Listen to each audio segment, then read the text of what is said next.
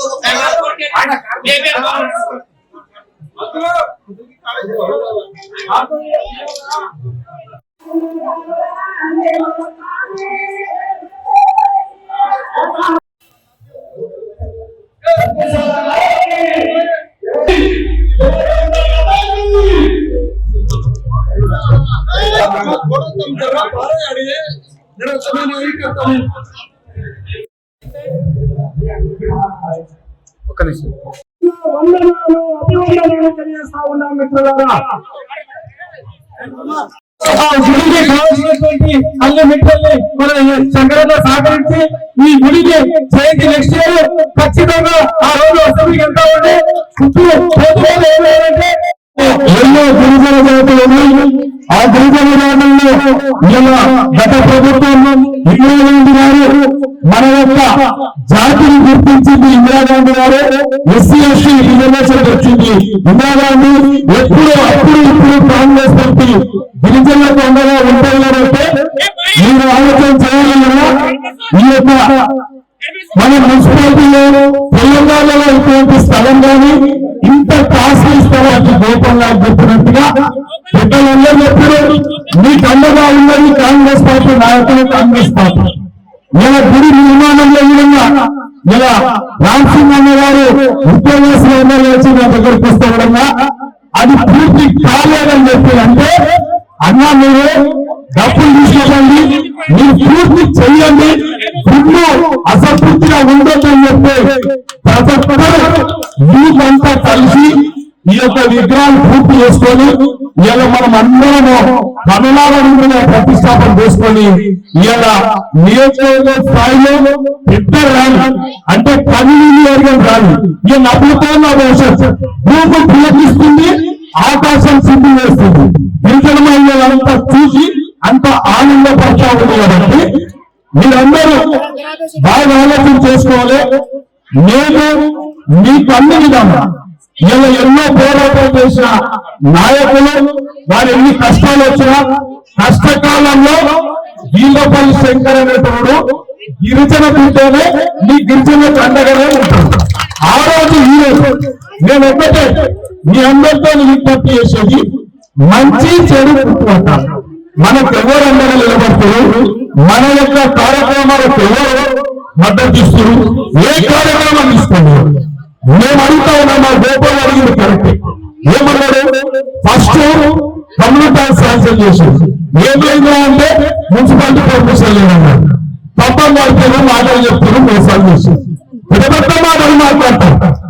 మళ్ళా మీరు కొబ్బరి నీళ్ళ చెప్పి హృదయం కలిగిన గిరిజనులు, కల్మషం లేని హృదయం కలిగిన నీకు మోసం చేయలేదు కాబట్టి మోసం చేసేటోళ్ళు కాలకాలంలో ఖర్చుకుంటాము. మేము మోసం చేయదలుచుకోలేదు, నీకు ఇచ్చిన మాట నిలబడబెట్టున్నాం. తండాలలో కూడా మీ సర్పంచులు గెలుస్తా ఉన్నాం, వాళ్ళకు మద్దతు ఇస్తా ఉన్నాం, గ్రామ పంచాయతీలకు బిల్డింగ్లు శాంక్షన్ చేస్తా ఉన్నాం, రోడ్లు వేపిస్తా ఉన్నాం. మీరు అందరూ అర్థం చేసుకోవాలి కదా, ఒక మల్టీ పర్పస్ మండలాలు అన్నారు అలా చేసినాం. ఇది గట్టి ఒకటి మంచి మంచి కమ్యూనిటాలు ఒకటి తప్పిస్తే గిరిజనులు అందరూ చిన్న చిన్న ఫంక్షన్ చేసుకుంటారా, ఇలా మార్కెట్ లో చేసుకోవాలంటే చాలా ఇబ్బందులు ఉన్నాయి కాబట్టి దానికి 1,50,00,000 పెట్టి శాంక్షన్ చేపించినాం. టెండర్ అయ్యింది. ఈయన గుర్తాల ఇబ్బందులు అయితే ఆయన కూడా మొదలు పెట్టుకున్నాం కానీ కాంట్రాక్టర్ కూడా సిద్ధంగా ఉన్నాడు. మా గోపాల్ నాయక్ అన్నట్టు వచ్చే సంస్థ సేవలు మా దేని వరకు మళ్ళా ఆ కమ్యూనిటీలను ముందు పెట్టుకున్నాం. కొద్దిగా అమ్మలు అక్కలందరూ ఇలా సమయం ఆసన్నమైంది, చాలా ఆటలు ఉన్నారు కాబట్టి వాళ్ళు నిజంగా అంటే ఈ యొక్క డ్రెస్ కోడ్ చూసినప్పుడు మా పిన్నట్టు అయింది, చాలా సంతోషం అయింది. మా అమ్మలను ఆ డ్రెస్ లో చూస్తే చాలా ఆనందపడతాం. నిజంగా అంటే మా దీనారాయణ శ్రీను రాజు అందరూ వచ్చి నెహ్రూ వాళ్ళందరూ వచ్చి ఒకసారి రేవంత్ రెడ్డి గారు ముఖ్యమంత్రి కాకముందు మన డ్రెస్ కోడ్ లో మనం అందరం పోయి ఆయన స్వాగతం చెప్తే రేవంత్ రెడ్డి గారు చాలా ఆనందపడి గృహమాలలో వచ్చారు, మన కాశీరాలో వచ్చింది తప్పకుండా ప్రభుత్వం వస్తారని చెప్పి ఆ రోజు రేవంత్ రెడ్డి గారు చెప్పారు. అంటే మీ యొక్క దీవెనలు ఎందుకంటే మీరు స్వయం కృషి, ఎవరిని మోసం చేసే జాతి కాదు మన జాతి, నీతి జాతి, మన కష్టపడే జాతి. మనమందరం ఇవాళ అభివృద్ధి చెందుతా ఉన్నామంటే మన నిజాయితీ, మన పోరాటం, మనం ఎవరి మీద ఆధారపడి కూడా లేదు. మనం కష్టపడి పైకి వస్తా ఉన్నాం, ఈ ప్రభుత్వాలతో పోరాటం చేస్తా ఉన్నాం. ఇలా ఎల్హెచ్పి స్థాపించి చూడంగా మిట్టు నాయక ఆధ్వర్యంలో, భాస్కర్ నాయక ఆధ్వర్యంలో, వాళ్ళ నాయక ఆధ్వర్యంలో, మండలాలు అందరూ కూడా వాళ్ళు ఏ పోరాటం చేసినా వీళ్ళపల్లి శంకర్ వాళ్ళందరూ ఆ రోజు ఉన్నారు, ఈ రోజు ఉన్నారు. వీళ్ళ ఎమ్మెల్యే అయినంత మాత్రమే కాదు, నేను ఈ యొక్క సంబరాలు, ఈ సంతు సేవల మహారాజు యొక్క సంబరాలు ఈ విధంగా కనులారంగా చూడాలని కళ వల్ల ఆ కళ నెరవేర్చింది మీ అందరికీ నేను రుణపడి ఉంటాను. కాబట్టి ఈరోజు అదేవిధంగా సర్పంచ్ అందరూ కూడా ప్రత్యేకంగా ధన్యవాదాలు. ప్రతి సర్పంచ్ కు రేవంత్ రెడ్డి గారు 10 లక్షలు ఇస్తే ప్రతి సర్పంచ్ కు నేను 20 లక్షలు ఇస్తాను. ఇవాళ ప్రతి పార్టీలకు ఖచ్చితంగా నా పార్టీతో పర్లేదు. 90 వ్యక్తులు మీ ప్రిపరేషన్ చేస్తారు, వాళ్ళు నా విధానం తెలుసు. మిగతా గెలిచిన పిల్లలంతా మనలో ఏ ఒక్కరు మనకు పాఠశాలలు అందరు మనలో. ముఖ్యంగా మనము సంతు సేవలు మహారాజు యొక్క మార్గంలో అంబేద్కర్ రచించిన రాజ్యాంగాన్ని ఆదర్శంగా తీసుకొని మన జీవిత పోరాటం చేస్తా ఉన్నాం. మనమందరం అన్ని జాతుల కంటే ఏదైనా మంచి చదువుకొని మంచి ఉద్యోగాలు, మంచి వ్యవసాయం, మంచి వ్యాపారం చేస్తా ఉన్నామంటే ఆ యొక్క సంతు సేవలాల్ మహారాజు యొక్క ఆశీస్సులు, మరియమ్మ యొక్క ఆశీస్సులు నిండుగా మనకు ఉన్నాయి. కాబట్టి ఇలా మనం అందరం నిండు జీవితం సంతోషంగా మనము, మన పిల్లలు, మన కుటుంబాలు ఎలా సంతోషంగా ఉన్నాం, మన పండుగలు కూడా చాలా సంతోషంగా ఉన్నాయి. కాబట్టి నేను ఒకటే, మనం అందరం మన జీవితాన్ని ఒక చక్కటి మార్గంలో, ఒక సనాతన మార్గంలో